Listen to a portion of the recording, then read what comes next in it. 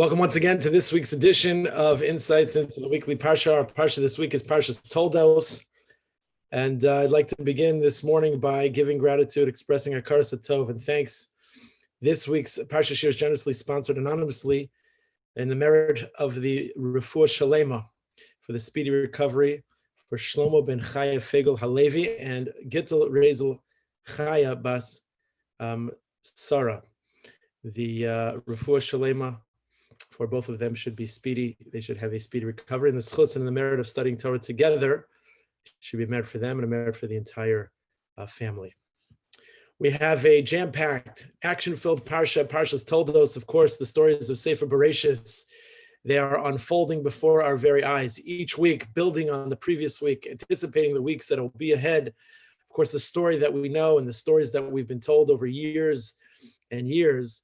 But what's fascinating, what's deep about the Torah, of course, is that the commentaries that we learn give us new, nuanced perspectives of lessons to learn, applications for our lives in a very deep and a very meaningful way. So I want to focus our attention this morning, a very important lesson that perhaps lie beneath the surface, but something that's so essential for us in the world that we live in, the times that we're in, and what motivates us to realize truly how great we are, how great we can become, and the things that we can achieve and the things that we can accomplish. So let's begin with, we know that the Torah in Parshas Toldos tells a number of stories, but it tells the story of a very, very important transition that takes place, something that literally makes maneuver for all that happens afterwards. And that, of course, we talk about the sale of the birthright and the story of Esav's sale of the birthright to his younger twin, to Yaakov Avinu. We tend to not really always understand this story so well. We read, of course, what is called Pashat Pshat, the basic understanding of the story as it's told. But there's so much that lie beneath the surface, so much commentary on this transaction and what this transaction ultimately means. Who's the Bechor? What does the Bechor mean? Why was it essential for Yaakov Avinu to have the Bechor, to have this firstborn, to have this right, to be able to secure the blessings, the brachos that his father, the Yitzchak, would give him? And noting that, how important it was ultimately that Esav realizing what he gave up when he then realizes that Yaakov takes his bracha and the way he explains it, he was deceived in his perception and his ability then to want a blessing, to want a bracha from his father nonetheless. So this story is crucial. It's critical in understanding this transition that takes place. And this transition that takes place is sometimes overlooked as, just this beginning of the Parsha. We have that Esav is tired and Esav is hungry and he is, facing death, imminent demise. And there's this transaction, but this transaction is huge. It's pivotal, it's transformative, it's transactional, of course, and it is essential to understanding what takes place ultimately in the psukim in the parshas ahead. So let's understand, let's study this together. So we know that Esav, he had arrived home. He was weary, he was tired, he was a hunter. Right? He was a man of the field. Yaakov was described as a Yoshev, a Holim, a one who dwells in the tents, whereas Esau was a hunter. He was a man of the field, and he came home from his hunt, and he was exhausted. He was weary. He was spent. And he comes in, as we mentioned, and he asks Yaakov, who is cooking some lentil soup, to serve him a portion of the stew that he was preparing. Right? The pasuk tells us, as we remember, the pasuk says, Vayozed Yaakov nozid, vayova Esav min hasodav huayef. Yaakov was cooking a pottage, a stew, a lentil soup, of course, as we know. And Esav, he came from the field, he came from the soda, huayef, and he was tired. Now, what kind of tired is that? So Pashat Pshat, the simple explanation is, the topical read is, he was just physically exhausted. We're going to see that means something else. The next pasuk says, Vayomer Esav el Yaakov, and Esav says to Yaakov, Haliteni namin ha'adaim hazeh.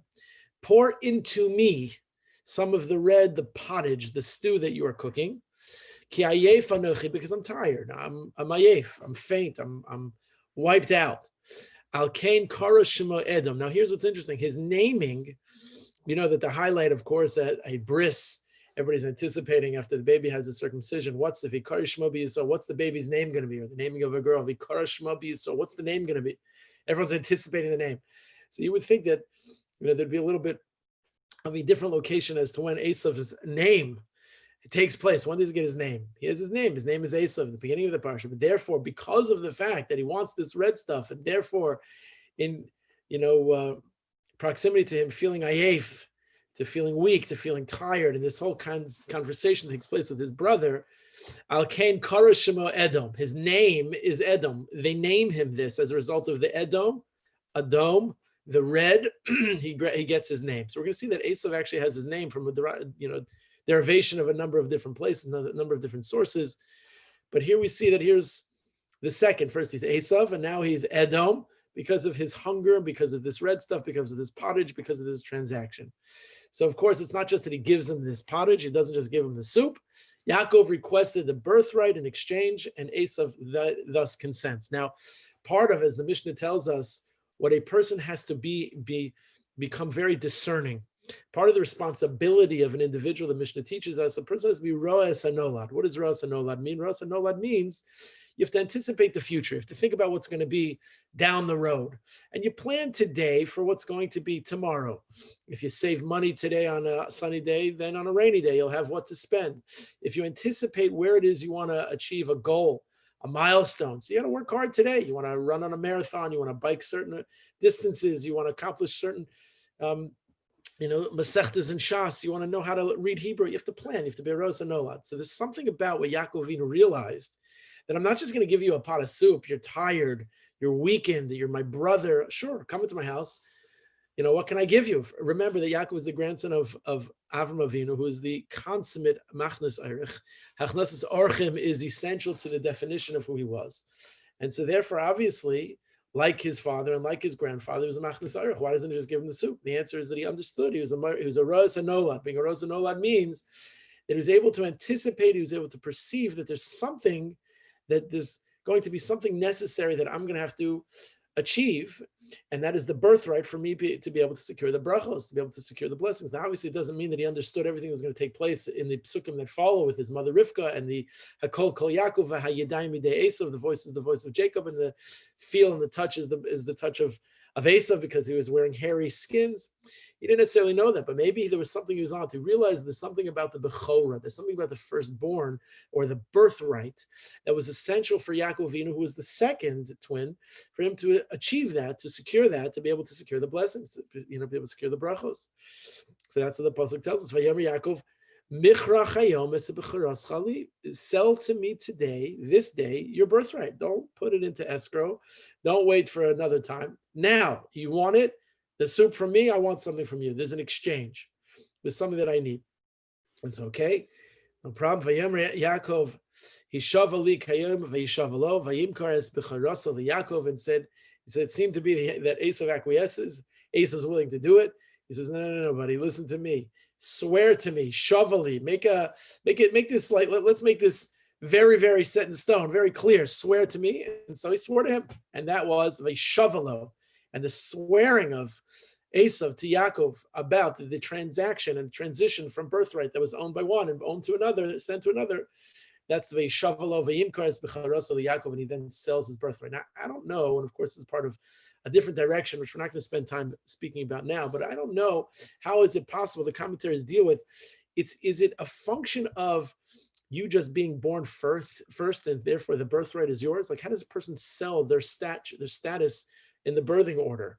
So what we understand from that is, you can't say if you're the firstborn, it's okay, I'm going to sell you the fact that I was firstborn, really, physically, tangibly, and now I'm going to sell that to you. How can you change the reality? So what we understand is that there's a lot more to what the Bechor and the birthright, the Bechoras Chali, meant, what it was understood by Yaakov Avinu. It's not just the chronological, physical birth of one child, one human being, and then another, because obviously can't change Teva, can't change nature. What we understand is what he was having him swear, what the transaction was, what this transition meant, what the security of the blessings was dependent on, was the understanding of what the Bechor was, what it meant to have this tremendous treasure called this birthright. And having this tremendous treasure called the birthright is something that Yaakov Avinu understood that he had to secure. So that's what we understand. This is this transaction. And it would seem to be that the story could end right here. And yet, there is one more pasuk that needs to be focused on, and that pasuk is going to make all the difference in the world. The pasuk concludes The Torah concludes this story by saying, Vayivez Esav es habechora, that Esav scorned the birthright, right? But Yaakov nasan le'Esav lechem unezid adoshim. Yaakov gives him bread and he gives him lentil soup, right? Vayochal vayesh, he eats it and he drinks. Vayelech, and he gets up and he leaves. But here are the words, Vayivez Esav es habechora, and Esav despised the bechora. We're adding a lot of new parts to this. It's not just that this must not be and cannot be, and obviously isn't just a biological, chronological, physicality, tangible transaction, because you can't change, you can't do that. There's something that Yaakov Avinu knew, and it seems though, from the fact that these words say Vayivez Esav es habechora, that Esav despises the birthright, there's something that Esav maybe also understands. You know, we tend to look at this story and see how things play out and wonder, like, wow, was Esav duped here? Did he not realize the treasure that he had? And Yaakov knew it, and he says, okay, you're vulnerable, you're hungry, you're going to die, so give me the most treasured, thing that you have. And you didn't know what it was. And maybe by very virtue of the fact that the Torah says, Vayivez Esav es habechora, there's something that even Esav understands about it. And the fact that he understands something about it, he despises it, and therefore he's willing to give it up. He's not just willing to give it up circumstantially. It's not like afterwards he regrets it. Afterwards he regrets it, and this is very important to understand what Rashi says and what the Seforno explain.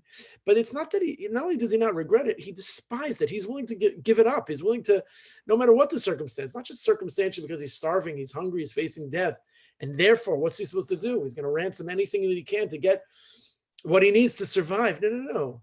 Vayivez Esav es habechora means that there's something that's more.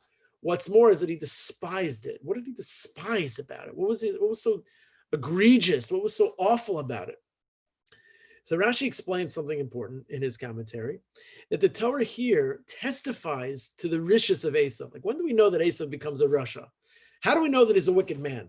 Do we only know that he's a wicked man, Vayishlach, in Parshas Vayishlach, when he's coming after Yaakov Avinu? Do we only know he's a wicked man because he wants to kill his brother at the end of our Parsha, and Parshas Toldos this coming Shabbos? How do we know that he's a wicked man? Rashi tells us maybe this is the first time that we know that he's wicked. We know that the two babies are warring inside the rechem, the womb of Rivka, their mother. But we aren't told that this man is a rasha, even though he's excited about the reason why he's kicking is, the Gemara tells us that he's kicking because when they would pass a base of oivdei kochavim, idolatry, so he would kick, he'd be excited. He had an indication, an inclination towards that. But how do we know that he's a rasha? How do we know that he's a villain? How do we know at what point? So Rashi explains that the Torah here is testifying to his wickedness, to his rishus, that he scorns the service of the Almighty. Vayivez Esav habechora means that he scorns the avodas Hashem. He scorns the service of God. This puts into a whole new light these psukim. Rashi explains, Vayivez Esav, so Hayid HaKosuv al Risho, that the Torah here attests to the Risho, to the wickedness of Esav, Shebiza, so that he despised. What's the biza? It doesn't tell us in Chumash. Vayivez Esav es habechora says he despises the bechora. What the biza is, Shebiza avodoso shel makom. Rashi says it very, very, very clearly. What does he despise? He despises the avoda, the service of the Ribbon Shalom. Hamakom is not just place, as we've learned previously. Baruch hamakom baruch hu. Hamakom yinachem eschem. Hamakom is the name of the Ribbon Shalom. That he was biza avodaso shel makom, that he despised the avoda, the service of the Ribbon Shalom. What a person needs to do in serving God. What is it that you need to serve God? You need to do the mitzvos. You need to learn Torah. You need to be charitable. You need to be law-abiding. You have to have value. You have to have ethic. You have to live with a different code of morality, a different set of rules. No, Esav, I'm not interested in that. Vayivez Esav es habechora was a direct definition of who he was and what he stood for, and what was egregious to him, what was opposed to his nature, what it was that he was against. He was opposed to service of the Ribbon Shalom. And that's what it says, the Risha Shebizo Avodaso Shel Makom, that he despised the service of the Almighty. Now, this is something that also, of course, needs explanation. Now, the privileges we understand, as Rashi is meant to be understood, the privileges of the Bechorah, the privileges of the birthright, so they come with special religious responsibilities. They come with obligations. They come with things that a person has to do, right? Everybody has to do. Now, of course, if you're a Kohen, you have additional obligations. If you're a Levi, you have other obligations. There are just different obligations for different people, obviously. But there are obligations that come with the birthright. There's obligations that come with privileges in different statures and different statuses. So which Esav, in this case, regarded with contempt. He was biza. Biza is a very strong word. He disregarded it. He despised it. He loathed it. It was appalling to him. And with what came with the responsibilities, the religious responsibilities that he had to now do because he was a Bechorah, he had the birthright. No. You're going to give me something, food for that? Gewaldig. I want nothing to do with that. And that's what the Sforno adds in his commentary, that the Torah intentionally, on purpose, mentions Esav's biza, his disdain for the birthright, to emphasize something. Says the Sforno that he wants to emphasize that he was not unfairly forced to sell something precious in exchange for food. It seems like this exchange was like so unfair that Yaakov duped his brother, that he was, devious and dubious in the sense that, like, for food, you're going to give me something so precious. No. It says this Sforno, that's not what happens. The Torah intentionally tells us this, that it wasn't he was forced to do it, that it's very simple, that it's very, very clear that he did not desire the birthright at all. That's what it is. He didn't want it. He was looking forward to anybody willing to take it. And the fact that I can get anything out of it, it was a biza that he didn't, that he was able to exchange it for food. He would have done it for nothing. He would have done it for anything. And so therefore says the Sforno very clearly that even after the sale, after this whole transaction takes place, he did not consider the birthright to be worth money for the money that he received for it, the food that he received for it, right? Now imagine he has his meal, he has his drink, he has his soup, and now he's satisfied. A person has a taiva, a person has a desire, a person's willing to sell the kitchen sink, the Brooklyn Bridge for anything that he possibly needs. And now he's satisfied, and now that urge is over. So now he's thinking, what did I do?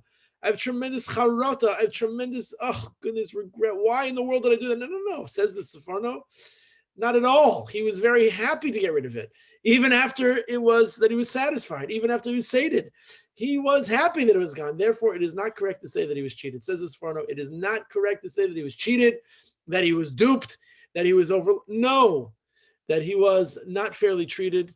It was something that he was happy. That's the bizoi. That's what Rashi explains. Shebizoi avoidosoi shel makom, and the Sforno says he was not cheated. He wanted it. And even after he was satisfied with his decision. So that's the story as they're played out in the Psukim. Here's Rashi's interpretation. Here's the Sforno's additional comment. And this is what seems to be Pasha Pshat with a tinge of a spicing of what is a nuanced interpretation. But here's, we're going to drill a little bit deeper, and we're going to focus even on something more meaningful that has application in our lives in a real, in a tangible, in a today, in a right now, in a very important way. So there was a great rabbi and there was a great scholar who lived at the end of the 1800s, and his name was Rabbi Yisrael Taub. Now Rabbi Taub became the Moshe Rebbe in the year 1891, and while he was living in the hometown in Poland, in Deblin, Poland. And this was when he was crowned Rebbe. It was the late 1800s, I said, 1891. And it was there that he established the Moshe dynasty, which exists in many communities around the world today. There are Moshe Hasidim, and certainly, dynasty that was extraordinary, and in communities around the world today. Now, he wrote an extensive commentary on Chumash, which is a beautiful, beautiful parish, in a wonderful sefer called the Divrei Yisrael, because his name was Yisrael Taub. So the Divrei Yisrael, the words of Yisrael, the words of Israel, his words.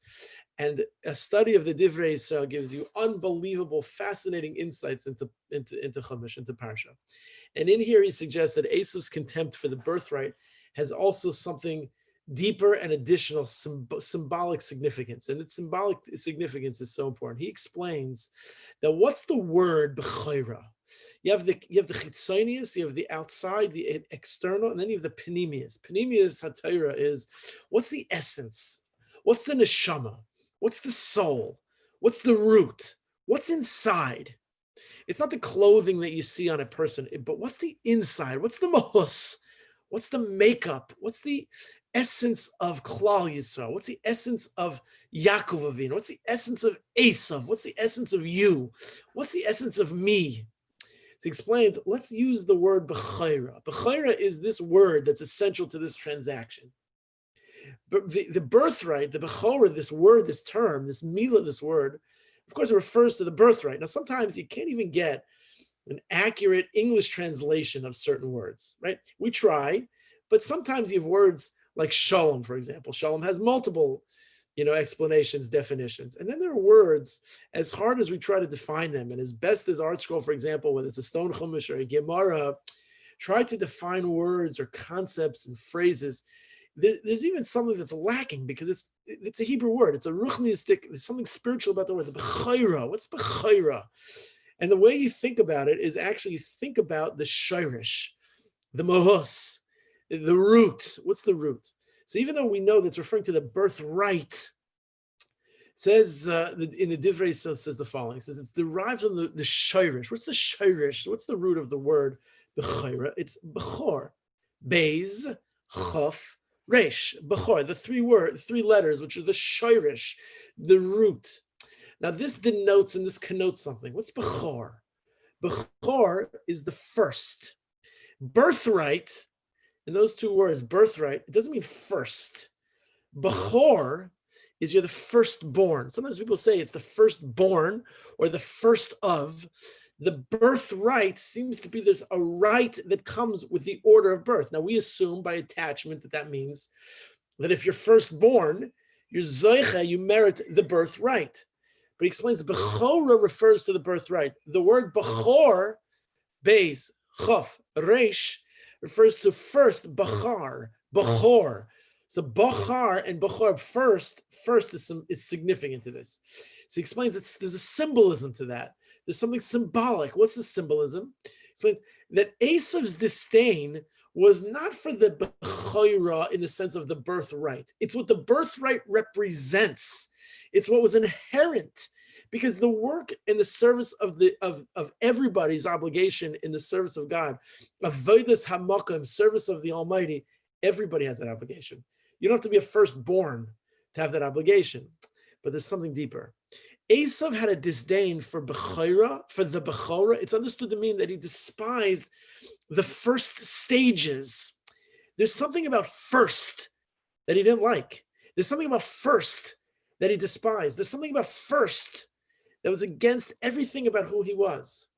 And it's that first, the concept of that first, which is essential to understanding what he despised is what we have to love. Yaakov's gain as a result of Esav's disdain. What does he disdain? What does he despise?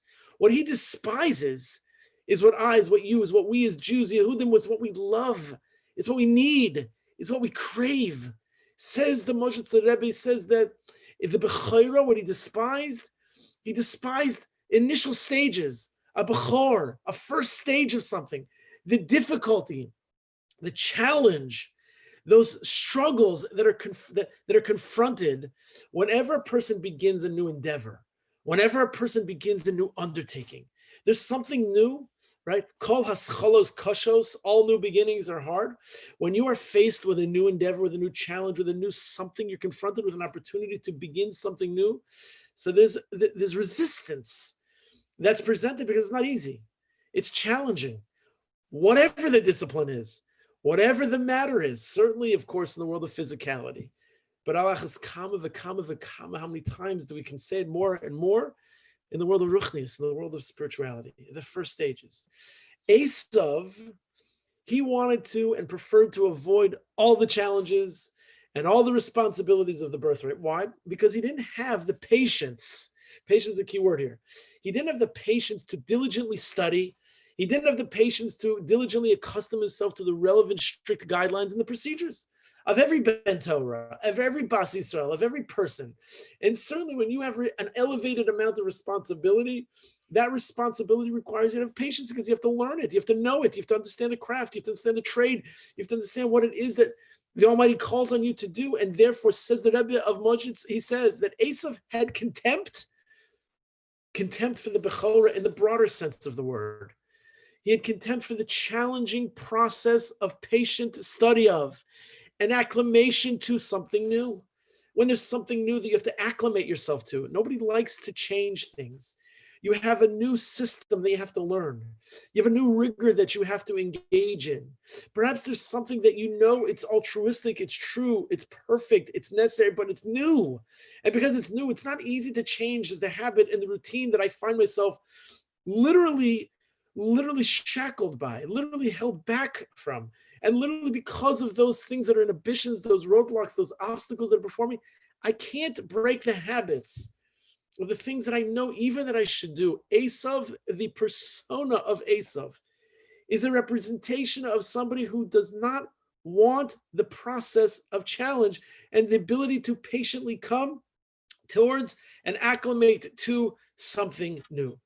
And by the way, we know this is true. Let's remind ourselves that when we are introduced to Esav at the very beginning of our Parsha, Parak Chav Hey, Pasuk Chav Hey, chapter 25, verse 25, we read that Esav was named. Again, like I mentioned, he was named Edom, but of course, he was named Esav. That happens at the beginning of our Parsha.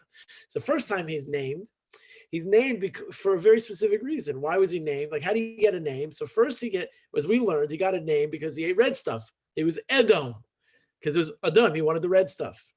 But even before that, right at the beginning of our Parsha, he's named because of how he's born, what's on his body.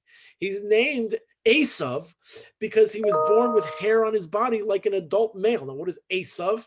Like, how do you come to the name Esav? Because he's a hairy guy. So the pasuk says, "Vayetze harishon ad moini kuloi ka'aderes seyar." Because of the fact that he was ruddy, he was completely with a coat of hair. He was a hairy dude. He was a hairy guy. Vayikru shemoi Esav, and so therefore they named him Esav. Vakasha, tagini vakasha. How do you get to the name Esav from being fully hairy? So Rashi tells us again. So important with this theme of the Moshe. So Rabbi explains that he looked ready-made. He was naseh. He was like an adult, and because he was naseh, he was already made. Naseh Esav, play on the word. Naseh Esav is already made. So we'll see what that means. Vayikru shema Esav Rashi hakol kara loikein. They called him this. You know why? Lefisha haya naseh, because he was osoi. He was already made. He was already complete. V'nigmar b'sara keben shonim harbe. He was fully developed with hair, like a person who's many years old. Keben shonim harbe, like an older man. He was already made. Now, some explain what this Rashi means. We're not just physically, or physiologically, or biologically describing what his physical features were, and therefore that's what his name is. Some explain this Rashi as a quality, as a midah, characterizing and caricaturing Esav throughout his life, how he wanted to be. How did he want to be? He wanted to live as a finished product. He wanted to be done with the task. He wanted to live without having to go through the process of growth. He wanted to live without having to go through the process of development or change. He wanted to be osoi. He wanted to be made. He wanted to be nasa, and therefore vayikru shemoi Esav. He didn't want to go through the pain of growth, of development, of change. He had no patience for the Bechorah. I'm going to read a book. I'm going to study Shas. I'm going to take my time in Tefillah. Are you serious? I have no patience for that. The midah of no patience for the Bechorah is the midah of Esav Harasha. He had no patience for the Bechorah, for undertaking something new, for learning, for training, for gradually becoming better and more accomplished. You know, when we think about learning and training, I like to, kind of use those and equivocate these two concepts. And the reason why I like to do that is because you look at a world today, there's so much emphasis and emphasizing on physical fitness, which is gewaldic. Everybody should take care of the body that the Almighty Rebbeinu Shalom gave us, the body that He gave us for us to be able to serve Him healthy by doing Avodas Hashem. But sometimes what happens, unfortunately, people are focusing on the physical fitness for physical fitness' sake. They want to see their muscles in the mirror, pumping some iron. They want a 6-pack and a 12-pack and a 24-pack and a 100-pack. I don't know how many packs you can get, but they want to be able to be trained for physical fitness' sake. And kol kavod for those people who are wildly disciplined. I know people, they get up at ungodly hours, they lift ungodly amounts of weight, and they train in ways, and they drink shakes and eat egg yolks and run marathons and miles, and they do a whole host of unbelievable things for a goal, and they're training. There's a development, there's a growth. And by the way, there's huge number of statistics on January 1st, for example, of scores and scores of people who join gyms as part of their New Year's resolution, right? They want to join a gym. They want to get buff. They want to be strong, right? I'm always so curious. Does there ever come a time where somebody says to the gym owner, you know what? I've been part of this gym for about 2 years. I've accomplished my goal. I am ripped and I am fit and I am really accomplished. So you know what? Thank you very much. I'm not going to renew my membership. I'm done. My task has completed. Answer is, I don't know if it's ever happened. The only reason why people stop going to a gym is because they're lazy, is because they're uninterested, is because the weights are too heavy, because the commitment is too severe, and because I just don't have the time for that. So you can join a gym, pay the membership, and never go. Nobody quits a gym because they've finished, you know what? I chiseled myself out. I'm ready to rock and roll. I'm done. No. Why? Because there's never an end to a person who has that intoxicating desire to physically become as fit and even more fit. And there's another milestone, there's another level, and there's another. And by the way, that's great. If the milestone is to continually perpetuate better health and better fitness, adrabah, kol kavod, it's gewaldig. But what does not shtim, what does not work, was that when there isn't the parallel in the world of ruchnius, in the world of spirituality, what you're willing to do and sacrifice and commit to and recommit to and triple up the efforts and double and continue all of your efforts, quadruple and multiple times. How many of us are willing to commit to doing that in the same world of ruchnius as well? Oh, I finished this Masechta. I'm going to now try another Masechta. I learned this tractate, but now I'm going to learn tractate with Rashi, and then I'm going to learn it with Tosfos. I'm going to learn how to read Rashi and Chumash. I'm going to do Shnayim Mikra ve'Echad Targum. There is ein ledavar seif. There is no end. Says the Mishnah in Parshas. It is lo lecha Allah hamalacha ligmor. You do not have to finish the job, but you cannot be mevatel nimenu. You cannot stop trying, because the rungs, the levels, the spirituality, the opportunity for spiritual nourishment, spiritual growth, the 6-pack of the soul, the 12-pack of the soul, the physical fitness of the body is the spiritual fitness of the soul that a person can continually strive for, achieve, and want the growth, the development, the change. Stay in the gym, be a gym rat, make all that commitment to better health, eat right, be physically fit, but do not neglect the needs and the fitness of the soul. The fitness of the soul likewise needs growth and craves growth and wants that being fed that spiritual diet. Esav has no patience for Bechorah. He has no patience for something new. He has no patience to learn something. He has no patience to be trained. To become gradually better and more accomplished. No. Osoy, Esav, I am there. I'm done. I'm accomplished. That's who I am. That's what I will be. And I will not be something else. When we have those traits, we have the trait of Esav. And what we do is, in learning Parshas, we realize that every person has a little bit of all types of biblical personalities inside us. And part of the perfection of self is the betterment of what we try to do is to purge those forces, demonic forces from within ourselves, those temptations that try to lure us, and to try to set them aside and cast them yonder, cast them away, so we can focus on our spirituality and our growth in every area.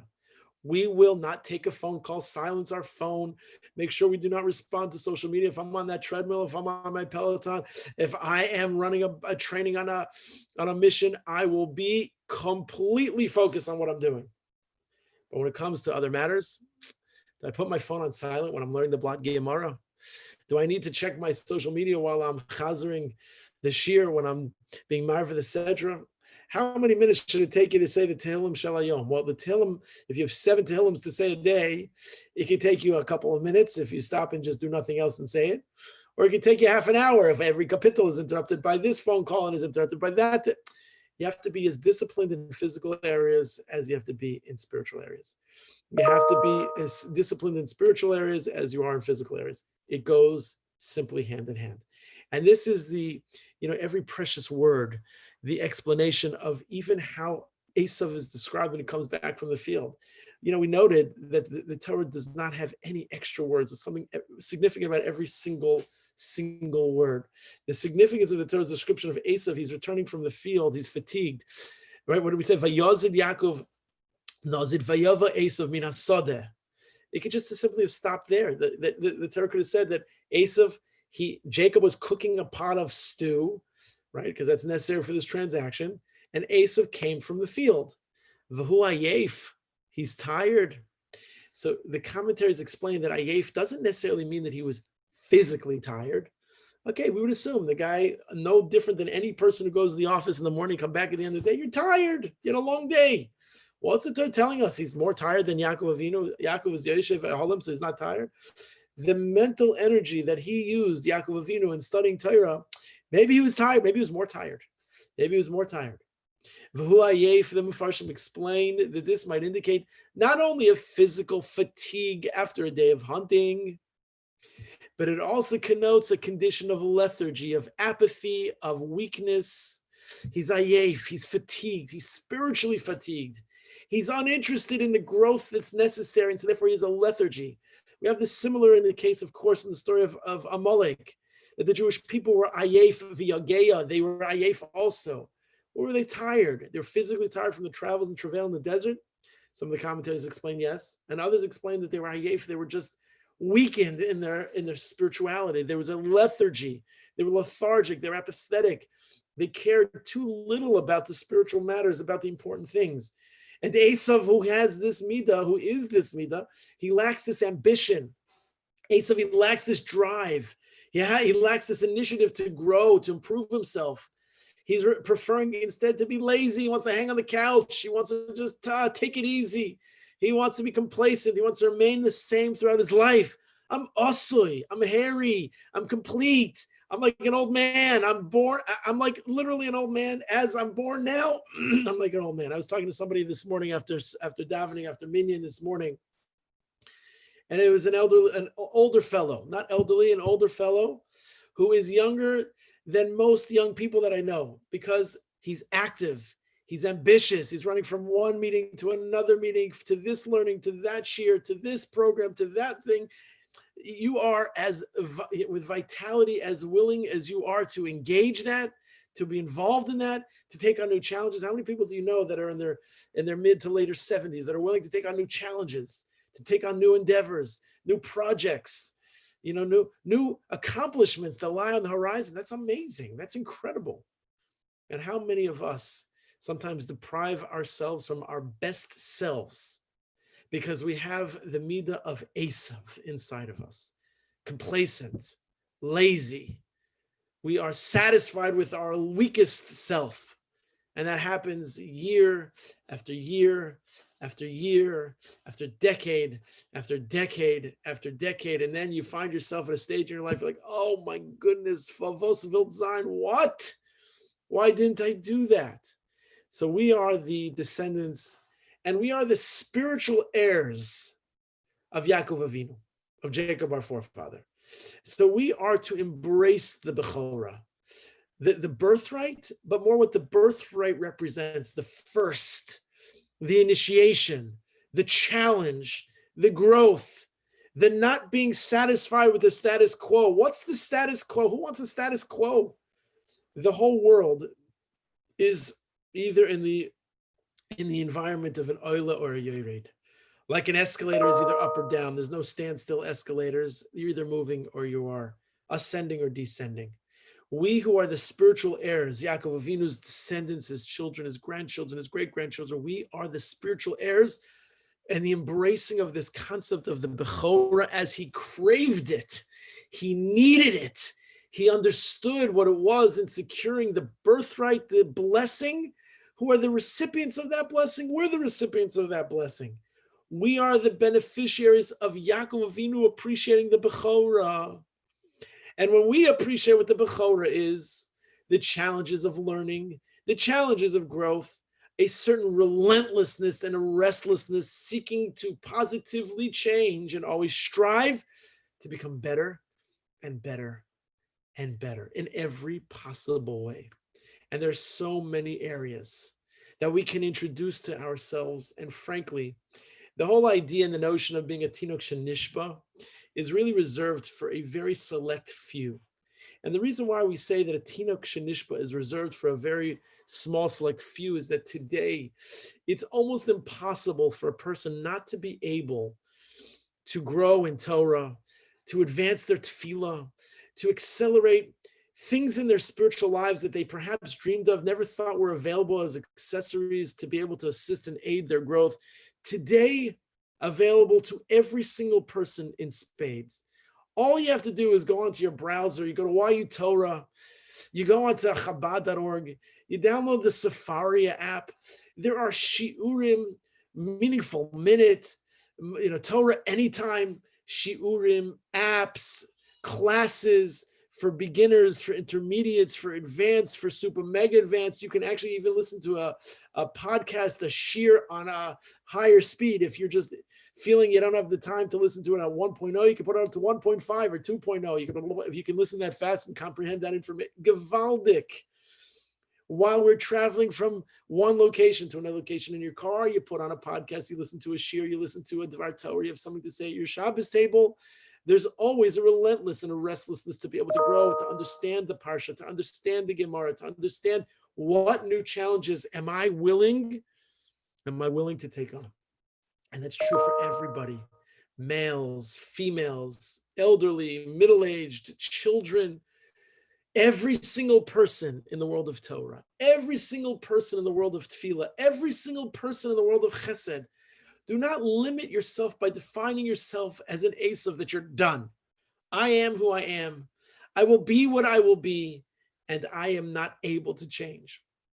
The day you believe that you're not able to change is the day you might as well just rename yourself and call yourself Esav. And the day you realize that everything lies in the horizon and the opportunity for which you can accomplish greatness, literally greatness, a legacy for your descendants, is the day that your name is Yaakov, as your name is Yisrael. Hayadayim, Yidei Esav, Hakol, Kol Yaakov. The voice is the voice of Jacob. The voice is the voice that reverberates. It's the voice that sounds, that always is heard. It's the voice that perpetuates. It's the voice that is elongated. It's the voice that is the voice of the Jewish people. It's the voice of our future. It's the voice of our descendants. Hakol Kol Yaakov, v'hayedayim Yidei Esav. In tefillah, in our davening, let's challenge ourselves. Let's make sure that we have an English translation for those who are not so comfortable praying in Hebrew. Let's be a little bit slower about our davening, discerning about the words of Perish Hamilim, the understanding of what it is that we're saying. Let's petition on behalf of others. Let's take it seriously, and let's challenge ourselves to be who we're destined to be, not who we think we are. Sometimes who we think we are is that we've put ourselves in the terminal port of that's who we are. Imagine if you never saw yourself doing things you're doing now, like that. Yeshua Hashem Karafayin. You weren't a minyan goer, now you're a minyan goer. You didn't learn Torah, now you're learning Torah every day.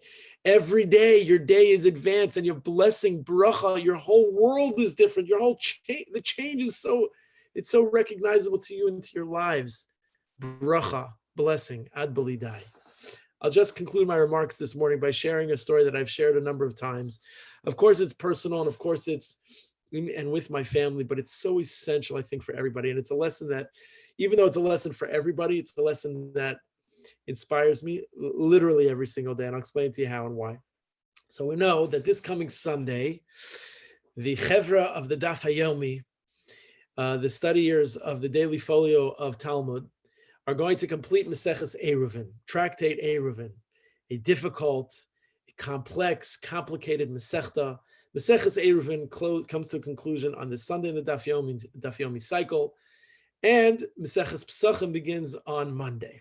Now, every single day when I learn the Daf Yomi, I am always reminded of an incredible story within my own family.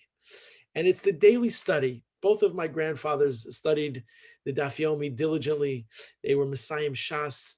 They were then defined in their lives by how important study of Torah and specifically the Daf Yomi was, and how importantly it is to be together on a daily study with everybody else in Klal Yisrael. How special you walk into any shul when you're able to walk into shul to listen to Daf Yomi Shir. You miss it in your shul. You're traveling on business in that shul, and you stop in that community. Literally from Antwerp to Johannesburg to Los Angeles to Boca Raton to the 5 towns, the same Daf every single day, and of course anywhere in Eretz Yisrael and beyond. So we know that the Daf Yomi finishes Maseches Eruvin on Sunday. I think back to my paternal grandfather, Isidore Gibber, of blessed memory, who was known as Grandpa Gibber. My grandpa was an eggman, and he was a farmer. And, together with my grandma, of blessed memory. So they raised the Shomer Shabbos family in Monticello, New York, in the Catskills, in the country, as we like to call the country, upstate New York, in Monticello. Now, at the time that my grandparents raised a family in Monticello, it was at a time and a place where such an accomplishment was extremely rare. Like, it wasn't like today. You go to the Catskills, you got Hasidim, you got yeshivas, you have, of course, in the summer, tons and tons and tons of camps. You got multiple pizza shops and kosher restaurants and Sfarim store. I mean, it's not like today. It's not like today. So it was rare to be able to do that, but to be able to raise Shomer Shabbos, Torah abiding families, in the sticks of the mountains, was extraordinary. Now, despite my grandpa's unbridled commitment to a Torah way of life, which he was committed to unwaveringly, so he founded, for example, the Sullivan, the Sullivan County Hebrew Day School. He's founded the Lansfield Avenue Shul Synagogue in Monticello. See, he himself, though, never had a yeshiva education, or he never had the opportunity to be a serious Torah learner. He just never did. He was committed to raising a family in the Derech HaTorah, but he never had the merit to study properly in yeshiva Jewish day school education. Now, it was for that reason, when I think about this every day, and as I'm going to turn the page on Sunday, ending Maseches Eruvin and beginning Maseches Pesachim, I think about this every day, and certainly when I go from one Masechta to another Masechta, it's for this reason that when he finished Shas, my grandpa of blessed memory, for the first time at 88 years old, of course, you would imagine, it was an enormous celebration for my entire family. Everybody was just beyond excited. And in fact, there was a grand siyum where relatives from our big family were flown from all over the world to share the milestone together with him. They came, and there were, of course, children and grandchildren, and K'nai Nahara, many, many, many, many great-grandchildren to come celebrate with him the milestone at 88 years old. It's unbelievable to finish Shas every single day. But what was riveting and seared into the memory of every one of his descendants, his children, his grandchildren, his great-grandchildren, his grandson, that my grandfather of blessed memory has placed in all of us this, which is unbelievable. What was riveting and what was seared into the memory of all of his descendants wasn't just the incredible and the awesome feat of finishing Shas as an older man. What was remarkable was his decision to begin learning the Daf Yomi, to begin learning Shas at the ripe old age of 80 years old. And so I, as his grandson, inherited together with my siblings and my cousins and all of our children, this unbelievable, relentless pursuit of being able to believe that there is literally anything possible. It wasn't just remarkable that he finished Shas as an old man. It was remarkable that he made a decision to begin Shas as an old man. He started learning Daf Yomi at 80. Think about how many people you know that are 80. 80 years old, you're going to start learning Shas? You're going to start learning Shas at 80 years old? My grandpa said, yes. Because there is never a time that it's called too late. And when he finished it, which he set out to do, first of all, every single day it gave him a lot of life. It gave him a task of the day. There's no retirement. Retirement doesn't exist when you're a Ben Torah and a Bas Yisrael. You can still grow until every day is Daf Yomi. One of my first cousins painted a beautiful picture of my grandpa that was disseminated to all of our cousins that became like the caricature of his life. Here he lived all these years in a certain way. And the caricature of his life was him sitting in his Florida home with his trademark suspenders, with his daf yomi open, studying Torah. And that's a picture that many of us have, and many of us remember as the image of my grandpa, because to him, at the end of his life, it was the daf yomi, not just finishing the Shas, but beginning the Shas. It's an incredible concept. It's an amazing idea that we can always begin, and it's never too late. Esav's disdain is Yaakov Avinu's gain. Let us be embracing the concept and be aware of what it is that we can accomplish, what it is that we can do, and it's never too late. And we'll always remember, as my brother recently shared with me a beautiful quote, Jim England once said, "There is great meaning in life for those who are willing to journey." How true it is. Those of us who are willing to journey, those of us who are willing to challenge ourselves, for us to think about who we wish to be and to spend our blessed days accomplishing and trying to achieve that in every way and in any way possible. Anything is possible, and it is never, ever too late. The midah of the Bechorah, the lesson of the first, realizing as the heirs and the spiritual heirs of Yaakov Avinu, we take that attribute and we place it and embalm it in a very meaningful way into our hearts. And in so doing, we become the very best of who we are meant and destined to be. Ken Yehi Ratzon v'nomar amen. I thank you all so much for listening. Thank you again to our sponsors, those of you who have joined us here in the Zoom room, and those who are listening via Facebook Live and other portals of social delivery of this class. We thank you so much for being part of it. And we look forward to our next opportunity next week at our learning insights into the weekly Parsha. But for now, I wish everybody a beautiful day, wonderful rest of your day, and a beautiful Shabbos Kodesh. Thank you so much for listening. Be happy, be holy, be happy, and be well.